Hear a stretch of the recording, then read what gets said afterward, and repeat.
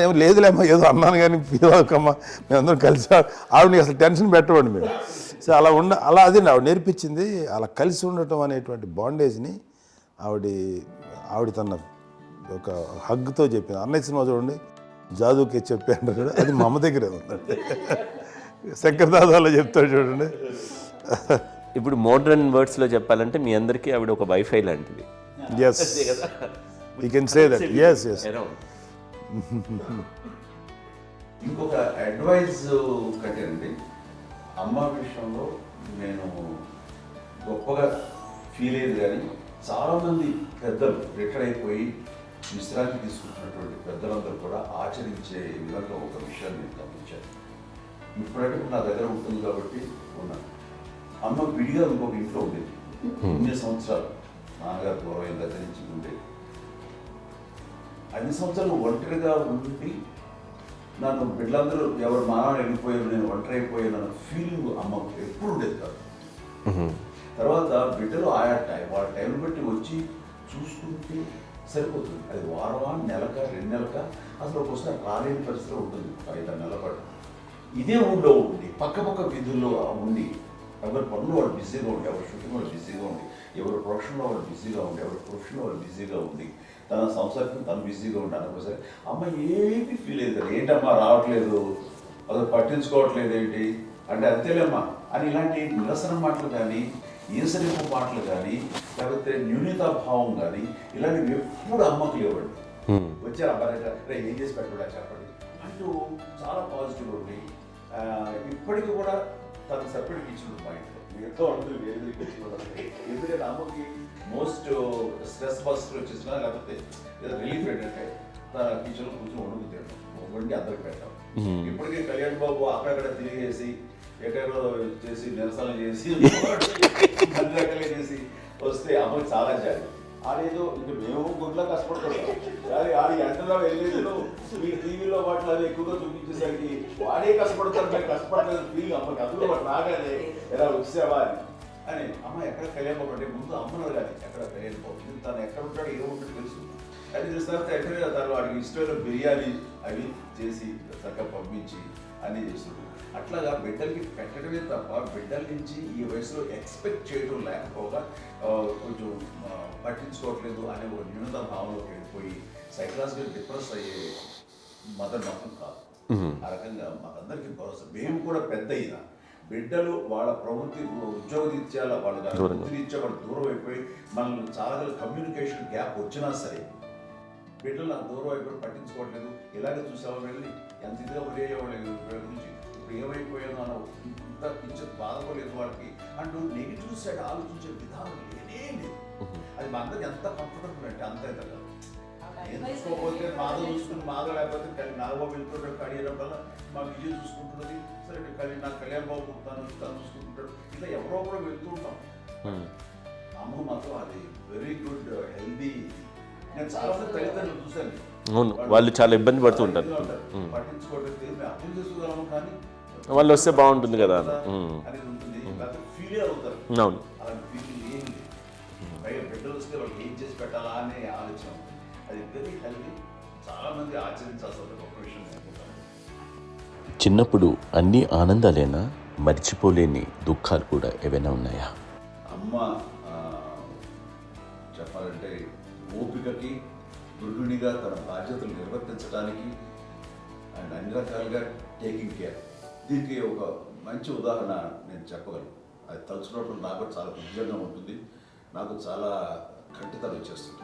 అమ్మకి మేము 5 బిడ్డలు అండ్ పురిట్లోనూ 1 year పెరుగో 2.5 years పెరుగో 3 బిడ్డలు చనిపోయారు. నాకు గుర్తెరిగి పొన్నూరులో నేను 6th class చదువుతున్నాను, 6వ తరగతి. అప్పుడు రమణ అనే ఒక అమ్మాయికి 2 years. రమణ అంటే మా ముగ్గురికి కంటే పెద్దది, మా కంటే పెద్దది, కళ్యాణ్ బాబు కంటే పెద్దది, మాకంటే మధ్యలో పిల్ల. తనకి అప్పట్లో మా నాన్నగారు ఉద్యోగరీత్యా క్యాంపుకి వెళ్ళిపోతుండేవారు. ఏమి ఉండేది నాన్న చెప్పాలంటే ఫుడ్లో కష్టపడేవారు. ఇంకా నాన్న చెప్పినట్టు నాగబాబు చెప్పినట్టు. కానీ ఇంటి బాధ్యత, ఇంటి పనులు, రోగాలు వచ్చిన రుచులు వచ్చిన హాస్పిటల్కి తీసుకెళ్ళాలట ఏదైనా సరే అమ్మే పడేది. ఆ శ్రమ తీసుకున్న టైంలో అమ్మకి అసిస్టెంట్కి నేను సహాయపడుతున్నాను ఉండేవాడు. అమ్మ చూడరు, నాకు ఫ్రెండ్స్ ఆడుకోవడం అది నిజంగా ఎప్పుడు నాకు గుర్తేది నాకు తెలియదు. ఫ్రెండ్స్తో తిరగడం అని సేపు అమ్మ పట్ల ఉండేవాడు. అలాంటి నేను ఆ పిల్లకి బ్రెయిన్ ఫ్యూర్ వచ్చింది. ప్రభుత్వ ఆసుపత్రి పొన్నూరులో ఆ పిల్లని చేర్పించినప్పుడు 2-3 days అయిన తర్వాత ఒక బ్యాడ్ న్యూస్ వినాల్సి వచ్చింది. తెల్లారికి కాన్షియస్ పోయింది. ఏం చేయాలో తెలియదు. అమ్మ వయసు చిన్నది. ఇద్దరు తీసుకుని ఆ బిడ్డని నేను ఒళ్ళో పెట్టుకుని శవాన్ని, డెడ్ బాడీని రిక్షాలో ఇంటికి ఇప్పటికీ నాకు గుర్తు ఆ విజువల్స్. అండ్ నాన్నకి తెలియదు ఏ విషయం, నాన్న ఎప్పుడు వస్తారో తెలియదు, ఎలా కమ్యూనికేట్ చేయాలో తెలియదు. అది తీసుకుని వెళ్ళిన తర్వాత ఇంట్లో పడుకోబెడుతుంటే ఏం చేయలేదు. చుట్టుపక్కల ముస్లిం సోదరులు ఉండేవాళ్ళు, ఫ్యామిలీస్ అక్కడ. అంటే మసీదు, పొన్నూరు మసీదు పక్కన మా ఇంట్లో అనుకుంది. ఆ ఇంట్లో అందరూ వచ్చి చూసేవాళ్ళు, వాళ్ళే హెల్ప్ చేసేవాళ్ళు. ఏం చేయాలో తెలియదు. నెక్స్ట్ రిచువల్స్ ఎలా చేయాలో, కంపకం ఎలా చేయాలో తెలియదు. అందరూ చిన్నపిల్లలే. తను చిన్నది, మిగతా అందరూ పరిసరులే. సో ఇలాంటి పరిస్థితుల్లో కమ్యూనికేషన్ చుట్టుపక్కల వాళ్ళు వీళ్ళు వచ్చి చేయాల్సిన కార్యక్రమాలు చేశారు. ఆ సమయం నాకు ఎక్కడో కమ్యూనికేట్ చేసి డిపార్ట్మెంట్ ద్వారా నాన్న వచ్చేసరికి అన్నీ అయిపోయింది. ఇప్పటికీ నాకు ఇంటిదగ్గర మేము ఇలా ఎన్ని పురుషులు ఎన్నుకుంటున్నామంటే ఎలాంటి ఇది లేకుండా జాగ్రత్త అనే ఒక హెచ్చరికలాగా చేస్తూ అండ్ పంపించాలని సపోర్ట్ చేసి. అండ్ ఇప్పుడైతే నా మీద ఎంత నమ్ముకుంటే నేను ఏం నిర్ణయం తీసుకున్నా మరో మాట. అండ్ తనకి హాస్పిటల్ పెద్ద ఫోబియా. నేను ఎక్కడికి వస్తాను హాస్పిటల్. ఈ మధ్యకాలంలో సరే అమ్మకి మోకాల ఆపరేషన్ జరిగింది. అమ్మను కొంత బాధపడుతున్నావు. అసలు ఈ రోజున వచ్చిన మెడికల్ అడ్వాన్స్మెంట్లో నీకు అసలు ఏ బాధ తెలియకుండా మోకాల ఆపరేషన్ రీప్లేస్ చేస్తారు అని వీళ్ళందరూ చెప్పాలని భయపడతాను. ఎందుకంటే ఫస్ట్ ఎలా నాకు సపరేట్ అవుతాను, ఎలా చెప్పాలి తెలియదు. ఒక్క వీళ్ళంతా కలిపి నీ మాట వింటుంది, వాళ్ళ మాట మీద గురి నువ్వు చెప్తే వింటుంది. సరే నేను చెప్పాను అంతే. ఏదో నాకు బాగుండు చెప్తే ఎలా అవుతున్నారు. సరే ఇష్టం రా లేదులే మా ఊరికి పర్లేదు. మళ్ళీ ఇంటికి వచ్చాక మళ్ళీ ఇంకొక తెప్పించి ఇంకో మిషన్ తెప్పించి మళ్ళీ టెస్ట్ చేయించి అందరూ బాగుంది ఏమీ లేదు అన్న తర్వాత అప్పుడు పుస్తకంతో పడ్డాడు. ఏదో ఉంది మామూలు టెస్ట్ చేయించాలని చెప్పి శ్రద్ధ ఎక్కువ. మీ పిల్లలకి సంగీతం డాన్స్ నేర్పించారని విన్నాను, అది నిజమేనా? తనకేమో డాన్స్ నేర్పించడం అది నేర్చుకోలేదు, నాకు వచ్చేసి. ఇప్పుడు డాన్స్ స్టార్ మీద ఎదిగారంటే అది మా పెద్ద చెల్లి విజయం కారణం. అప్పుడు తనకి 5 ఏళ్ళు, నాకు 9 ఏళ్ళు ఉంటాయి. 10-11 ఏళ్ళు ఉంటాయి నాకు. బాపట్లనా? సో బాపట్ల చాలా చిన్నది, 5 ఏళ్ళు. నాకు ఒక 11-12 ఏళ్ళు. తను తీసుకొని గోడ మీద పెట్టుకోవడం అలా కూర్చొని చూస్తుండేవాడు. కూర్చుంటే అది నేర్చుకుంటుంది. నేను మానసికంగా నేర్చేసుకున్నామండి. ఇప్పటికీ ఆ స్టెప్స్ ఏమిటి వేస్తాను అంతే. ఇప్పుడు దాన్ని తరబడతాయి. ఇంకోటి ఏంటమ్మా, నమో నమో ఎన్ని ఉన్నాయో సాంగ్స్ నేను నేర్చేస్తున్నాను అన్నమాట.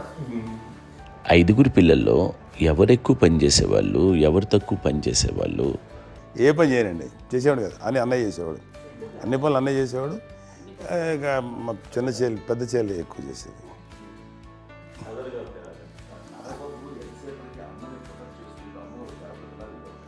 అదే అబద్ధం అండి. అది అన్నయ్య నన్ను గౌరవంగా మాట్లాడుతున్నాడు కానీ అన్నయ్య అవుట్ ఆఫ్ ప్రొటెక్షన్ మాట్లాడుతున్నాడు కానీ, అవుట్ ఆఫ్ మాట్లాడుతున్నాడు కానీ అసలు ఎప్పుడు ఏ పని చేయలే. లేదు ప్రామిస్ అండి, ఏ పని చేసేవాడు కాదు. మా ఇద్దరికి మధ్యలో పాపం అన్నయ్య చాలా పని చేసేవాడు. ఎంత పని చేసేవాడు, నేను ఇచ్చిన తర్వాత మళ్ళీ నాకు ఏదైనా చిన్న పని చెప్తే అది కూడా నువ్వే చేయనివ్వండి. ఆ కోపం వచ్చేది, కోపం వచ్చి ఒకడు కొట్టేవాడు. కొడితే కోపం వచ్చేది తప్ప నేను వెళ్ళేవాడిని కాదు. అమ్మకి ఎప్పుడు ఏంటంటే ఒక ఇదే పని చేయడని, అంతే. నిజంగా ఏ పని చేసేవాడిని కాదు. అవునా? లేదు లేదు లేదు మహాప్రేమ.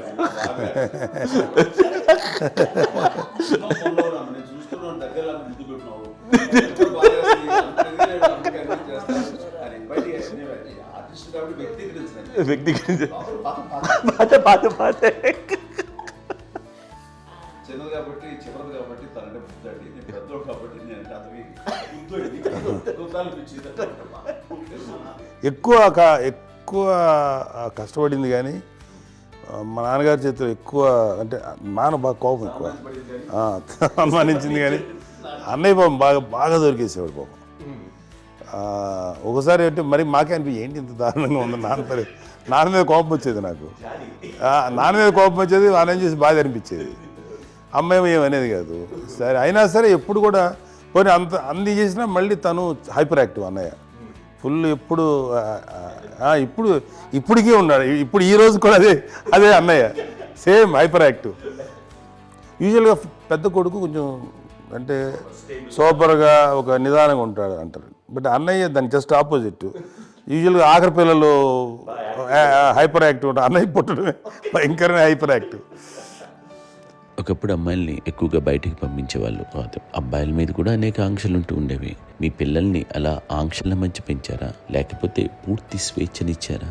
అంటే మాకు మా నాన్నగారు కానీ మా అమ్మగారు కానీ అండి మాకన్నా చాలా బ్రాడ్ మైండ్ ఉన్న వ్యక్తులండి. ఎందుకంటే పిల్లలు ఎక్కడన్నా బయటకు వెళ్తే ఇప్పుడు మేమైతే భయపడిపోతాం. మా విజయ్ కానీ మా చిన్న చెల్లి అన్నయ్య నేను అందరం కూడా ఇవాళ ఉన్న పరిస్థితిలో వాళ్ళు ఎప్పుడు భయపడేవాళ్ళు కాదండి. ఎక్కడికి వెళ్తాను నీళ్ళని ఇచ్చేవాళ్ళు, లేట్ అయినా అసలు ఏమనేవాళ్ళు కాదు. లేకపోతే ఏదైనా మోటార్ బైక్లు వేసుకున్నాం, లేకపోతే కారులో ఎట్లా పడితే ఎట్లయినా సరే ఏమనేవాళ్ళు కాదు. వాళ్ళు తెలియకుండానే మాకు ఒక ఫ్రీడమ్ ఇచ్చారండి. సో దట్ అదే ఆ ఫ్రీడంలో భాగమే అన్నయ్య కానీ ఇండస్ట్రీకి వెళ్ళాలంటే కూడా ఒక వ్యక్తి ఒక కొడుకు ఒక గొప్ప కెరీర్ని పర్సూ చేసుకుంటూ వెళ్తున్నప్పుడు నాన్నగాని అమ్మగానే ఓపెన్ మైండ్ తోటి అసలు నువ్వు వెళ్ళినా ఎంతకాలం వెళ్తావు నువ్వు ప్రయత్నించని చెప్పి అలా వదిలేశారండి. అన్నయ్య కూడా ఏంటంటే మోస్ట్ రెస్పాన్సిబుల్గా వెళ్ళి చాలా మేజర్ అమౌంట్ అన్నయ్యకి కూడా పెద్ద అమ్మకు వందలు ఇచ్చేది కాదు. కరెక్ట్గా ఆ ఇన్స్టిట్యూట్లో చదువుకునేటప్పుడు ఎంత ఇవ్వాలో కరెక్ట్గా ఇచ్చేది. తనకి ఎక్స్ట్రా ఖర్చు పెట్టుకుంటే అంటే అట్లా ఉండేది అంతే కదా. అంత జాగ్రత్తగా అన్నయ్య కూడా అంత రెస్పాన్సిబిలిటీగా రెసిప్రోకేట్ అయ్యి చేసి అందువల్ల మా అమ్మ నమ్మకం మా అమ్మగారి మా నాన్నగారి నమ్మకాన్ని అన్నయ్య ఎప్పుడు అది వాడు ఇంత నమ్మకానికి 10 times ఇచ్చాడు. ఏ వయసెస్ వైపు కానీ ఏ అలవాట్ల వైపు కానీ ఎందులో ఇండల్జ్ అవ్వకుండా నాకు నేనుగా నియంత్రించుకుంటూ సరైన మార్గంలో వెళ్ళేలాగా నాకు వెళ్ళడానికి లోపల ఆ స్ట్రాంగ్ థాట్ అడగగానే వాళ్ళు రెసిస్ట్ చేస్తే ఇచ్చానని ఆపేశారు అని ఏదో చిన్న రిలక్టెంట్ ఫీలింగ్ ఉంటుంది. వాళ్ళ మీద చిన్న కోపం నిరసన ఉండేది. వాళ్ళు అలా లేకపోవడానికి వాళ్ళు వెంటనే అడిగిన వెంటనే జాగ్రత్త అనే నిర్ణయం నీది కానీ జాగ్రత్త అని హెచ్చరిక చేయడంతో నాకు మరింత బాధ్యత తిరిగి గుర్తు తిరిగి నేను నడుచుకుంటూ వెళ్ళాను. కాబట్టి అది నాకు ప్లస్ అయింది వాళ్ళ దగ్గర. అంటే మదర్ అంటే తల్లి అనే కాదు, మదర్ ఫిగర్ ఫీలింగ్ ఎవరిచ్చినా సరే అది నానైనా తల్లితో సమానం అనుకుంటాను. నాగో చెప్పినట్లుగా అట్లా